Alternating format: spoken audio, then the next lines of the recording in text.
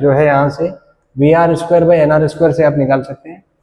Next question is water rises to high attaching capillary tube, length of the capillary above the surface is made less than h, then तो ये है कि ये बाहर नहीं निकलेगा, क्योंकि जैसे ही बाहर निकलेगा तो जो कैलकुलेशंस थे हमारे वो काम नहीं करेंगे, जिस कैलकुलेशन से h2t cos θ bye ρg r निकाला था।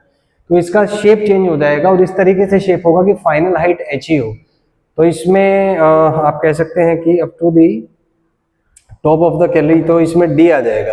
प्रैक्टिकली इसको करके आप देख सकते हैं, एक्सपेरिमेंटल डेटा अवेलेबल है, सो d will be the correct answer over here. Next is value of coefficient of volume expansion दिया है आपको, fraction change in density for a rise this. तो यहाँ पे अपन डेल्टा v बाई वी को जानते हैं कि गामा डेल्टा t होता है, और डेल्टा v बाई वी जो है वही डेल्टा d बाई डी के इक्वल आता है, so that will be equal to gamma delta t। Values put कर देंगे, यहाँ से आपकी कैलकुलेशन से आंसर आ जाएगी, कैलकुलेशन में शो कर देता हूँ। सो फाइनली कैलकुलेट करके 0.02 आ जाएगा। नेक्स्ट है Young's modulus of steel is twice of brass, comparison है स्टील और ब्रास का।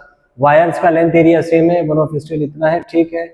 Lower ends to be at the same level, then the weight added to the steel and brass wires must be in the ratio. अच्छा conceptual question है। तो आप मान लीजिए कि दो वायर्स हैं, इनके लेंथ सेम दिए हुए हैं, तो वेट ऐड क्या करेंगे, दोनों के लोअर पॉइंट मिले। तो मान लीजिए इसमें कुछ चेंज डेल्टा L1 हुआ, इसमें कुछ चेंज डेल्टा L2 हुआ।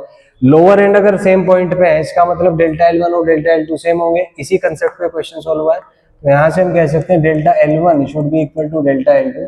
अब डेल्टा L होता है FL/AY, तो इसको लिख सकते हैं F1A1 बाई A1Y1, और इसको लिख सकते हैं F2A2L2 बाई A2Y2। तो यहाँ से आप कैलकुलेट करके F1/F2 का रेशियो आपका कैलकुलेट हो सकता है, हो जाएगा।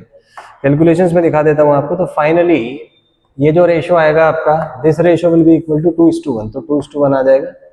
नेक्स्ट है two ends of metal rod are maintained at 100 and 110, rate of heat flow आपको दिया है। Ends are maintained at this temperature, the rate of heat flow will be. तो इसमें कोई भी फर्क नहीं पड़ेगा, क्योंकि रेट ऑफ हीट फ्लो या heat current proportional to temperature difference होता है। अगर टेम्परेचर डिफरेंस सेम है तो हीट फ्लो रेट भी सेम होगा, so it will remain the same. 4 joule per second will be the answer for this, so B here will be the correct answer. Next is wind with speed blows parallel to the roof of house, ठीक है। Area दिया हुआ है, assuming that pressure inside the house is atmospheric, ठीक है। Force exerted by the wind on the roof and the direction of force.